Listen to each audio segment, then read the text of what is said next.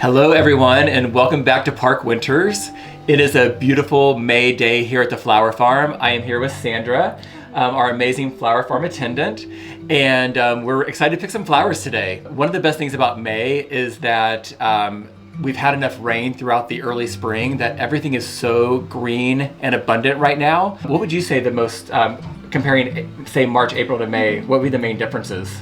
I think definitely we start off with a delicate season in the early spring, and then it just starts off with a bloom of sweet peas, and we have a bunch of different colors, and it just keeps getting even more colorful as the season grows on. We also have a lot of wonderful new, the season of rebirth, so it's like a lot of new animals coming out. It's really fun out here to see what just nature has in store. Nice, that's so cool.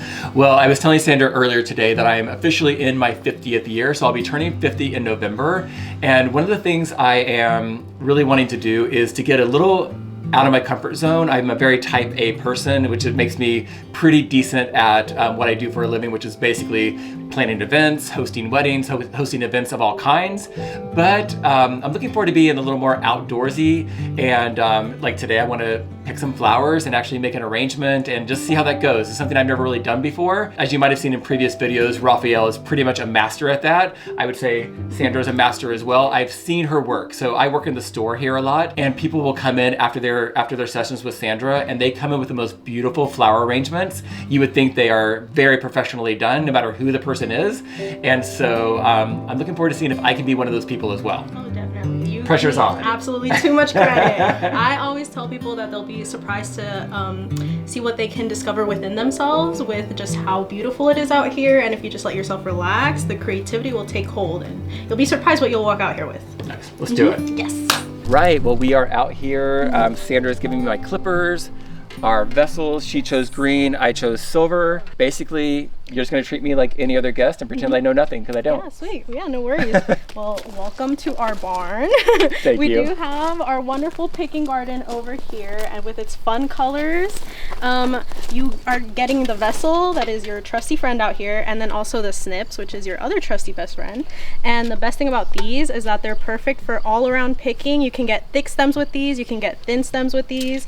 They're just your trusty best friends. Wonderful colors out here are beautiful California poppies.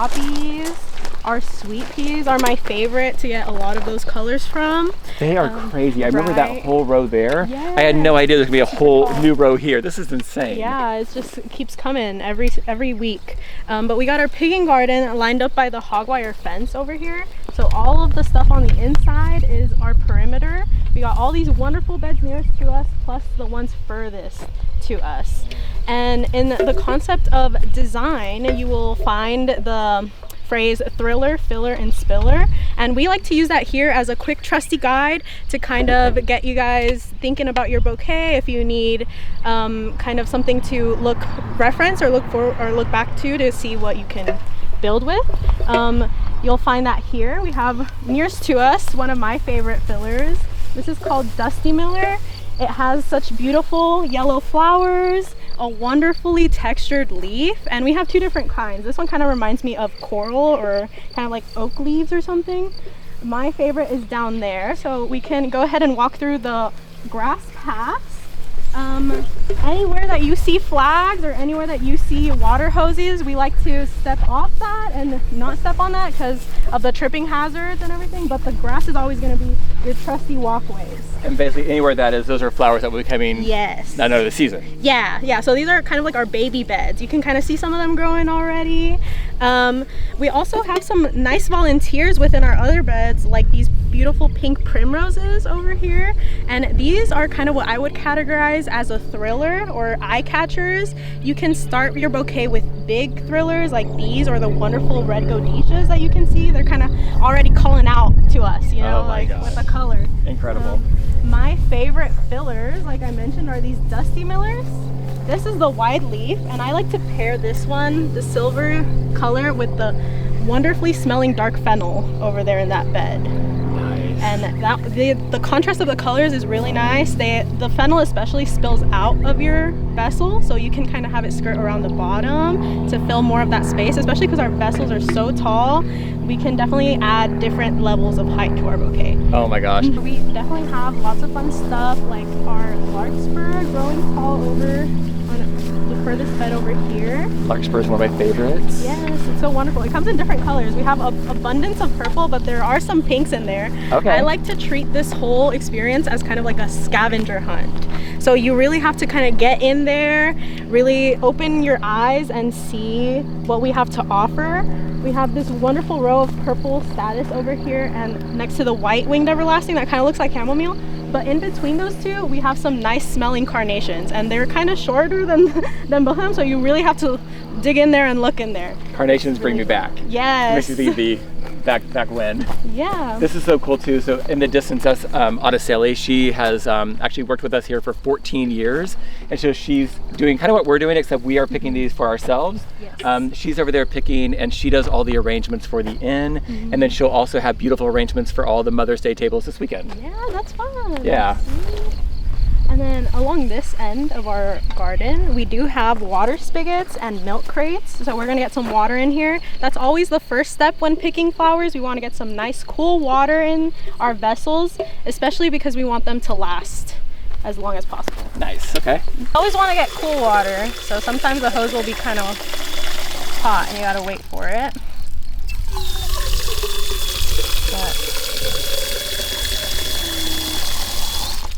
Nice. Awesome. So would you say start with the filler, the thriller, or the spiller? I definitely recommend start with the thriller, just because a lot of the times they're the biggest flower, they call the most attention, so they kind of create spaces in your bouquet that makes it easier to fill with other flowers or other fillers. All right. We have some wonderful thrillers that we can use back here. Like, I like to call this area of our garden our dried powerhouse, because we have a lot of the flowers that we use for dried florals, like our straw flower. I like to use our straw flower as kind of an in-between thriller or filler, because some of them are huge. But the biggest one right now I think is the Godisha over here. Are these the red ones? Yes. I have not seen those until today. Really? Those are so vibrant. Yeah, they kind of came in quick. So I'm eyeing for sure those, definitely eyeing a couple of sweet peas, probably a little bit of larkspur, but you have to make sure that my stuff doesn't clash, because I don't really know what colors go together. No worries. I'm accused of being colorblind often. Oh, it's so. okay. It's okay. A lot of the times, since we have a lot of different colors here, I like to tell our guests that you can pick a little bit of everything and call it a wildflower bouquet. Love it. It's nice and wild and free. Perfect. Now, is it true, or is this not true, that you're supposed to clip on an angle? Yes, it is true. So because our vessels are so big, I always like to use this as a ruler, so we can kind of guide it down and see how tall we need to make our flower. Or another great kind of safe thing that you can do is just pick as long as possible, always at an kind of elbow, so where you see the leaves separating. So I think an example like here. You go there? Yes. So right here, and we always want to watch our fingers. I was gonna say, I put it right where the blade was. Watch our fingers, 45-degree angle, or sometimes it's kind of hard to get in there, so you can always cut however you need to, and then snip off kind of like the angle right there. Perfect. And we go ahead and place it in. These are so pretty. Yeah, and I always like to say odd numbers always look kind of better. Okay. So 3, 1, 5 is good for our thrillers. You said these are Godishas? Yes. Nice. Godishas. They kind of remind me of the Greek mythical creature Hydros, because they have different or multiple heads on one. They sure do.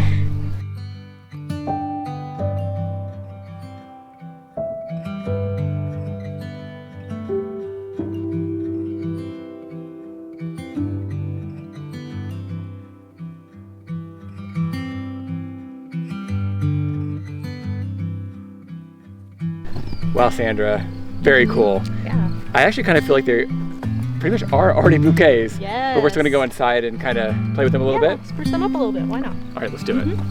Well, we're back here in the barn. We're getting ready to set up our bouquets and organize them. How do you feel about your bouquet? Did you have a plan coming in? Did you have like envisioned a way that it was gonna look, or did you just kind of go in blindly? Well, I have seen a lot of bouquets that come out of this barn, and while they're all beautiful, I've noticed there's some bouquets that are almost like this, where they're more kind of go down, and there's ones like mine that go up. I do lean towards more of the up because it makes me think like alive. Yeah. Okay. Sweet. But I'm very open though. Okay. Yeah. No worries. Kind of for me, I didn't have a plan coming into this one. I just got a lot of the stuff that I liked. So I'm going in this blind, but yours already looks really good the way it is. Our first step to do is we're gonna take all of our flowers out and we're gonna lay them carefully. I always organize like with like, just kind of easy way for me to visualize what I have and what I want to play with and how the colors work together. Uppity motion that you mentioned with your bouquet, that's always a nice kind of like guide to keep a shape in mind for your bouquet. Nice. So now that we're in this stage, we can do what we call a trimming. So taking all of the leaves off the stems, which is going to be beneficial for the bouquets in the long run. And also if we missed out on any 45-degree cuts, we want to also do those as well. And just to kind of keep the bouquet going fresher, we want to do those 45 cuts at the bottom every time we change the water, so that the flowers have a fresh kind of opening to get those nice H2O nutrients in their stem. All right. Kind of a longevity tips. Nice. This is so cool. It's like a deconstructed flower arrangement. Right, exactly. we got to see how it looked when it was growing out there. Right. Kind of like that.